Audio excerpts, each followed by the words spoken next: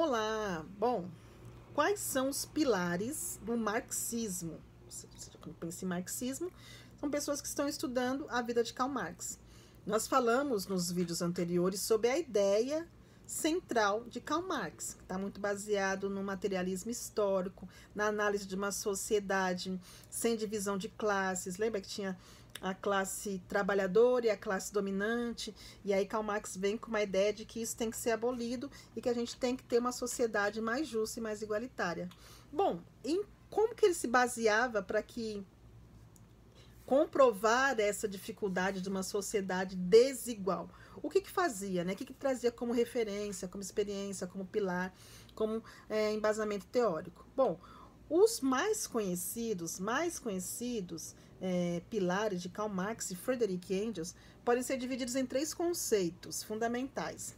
Materialismo histórico, que eu já falei no vídeo anterior, se não assistiu, assista. A luta de classes e a mais-valia. A gente vai falar um pouquinho sobre esses aqui. E talvez, quem sabe, eu faça vídeos mais específicos, porque o negócio é tenso e não dá para falar tudo de uma vez só. O negócio é de pirar o cabeção. Mas vale muito a pena e dá para entender, pelo menos, a proposta central aí do que Marx estava querendo tratar para a gente. Então, esses pilares fornecem a base teórica para a análise do capitalismo e a proposta da sua superação. E aí vamos pensar sobre materialismo histórico, que a gente já abordou no vídeo anterior, mas a gente vai falar um pouquinho agora também. Então, esse conceito refere-se à ideia de que as condições materiais e econômicas de uma sociedade, como os modos de produção e as relações de produção, determinam sua estrutura social, política e ideológica. E aí, segundo o materialismo histórico, que Marx e Friedrich Engels vão analisar, a história da humanidade é movida pelas mudanças nas forças produtivas e nas forças das relações de produção, e não por ideias ou valores abstratos. Então, é algo é concreto.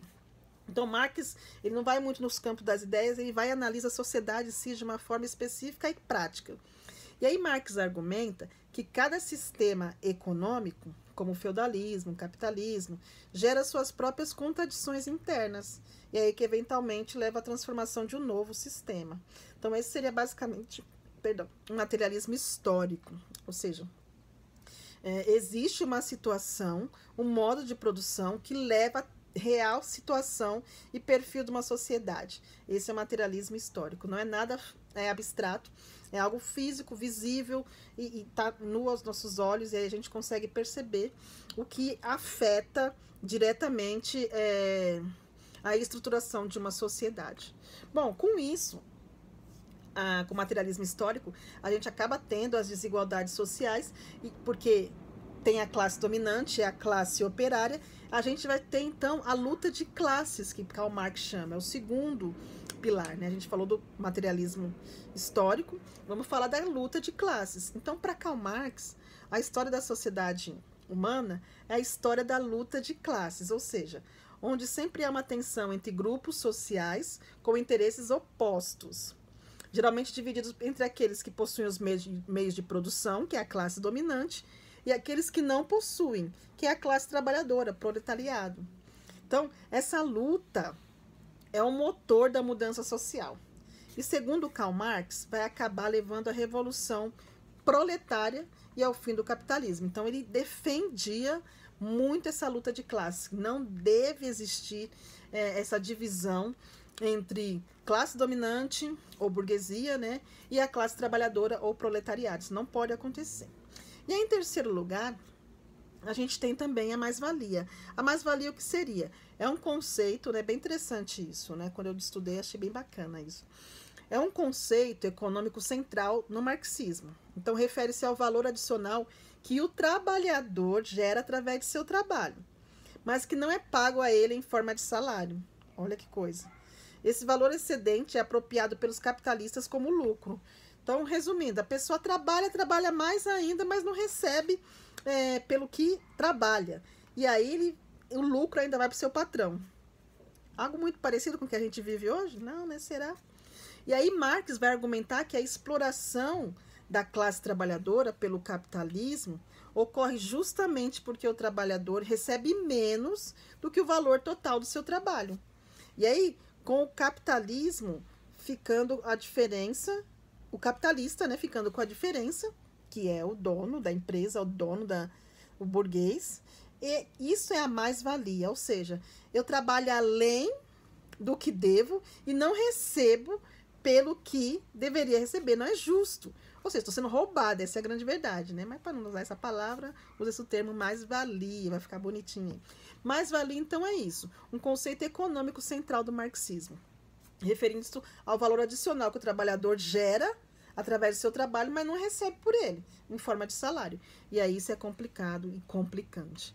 E aí, claro, que além desses pilares, perdão, o marxismo também aborda a teoria da alienação, que é uma coisa que eu vou falar em próximos vídeos também, bem legal, alienação ao trabalho, e a crítica à ideologia dominante, que serve para manter, né, o status quo aí das relações de poder. Então, a ideia de que a revolução proletária levaria à criação da sociedade comunista, sem classes, onde o meio de produção seria de propriedade coletiva.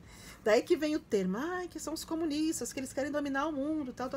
Mas a ideia é, na verdade, que Marx procura trazer tanto com o materialismo histórico, com a luta de classe, a mais-valia, nada mais é do que pensar numa sociedade equiparada, uma sociedade onde não haja desigualdades sociais. Por quê? O capitalismo, que é o sistema que a gente vive até hoje, desde a época de Karl Marx até hoje que a gente vive, e pelo visto a gente não vai se livrar disso, né?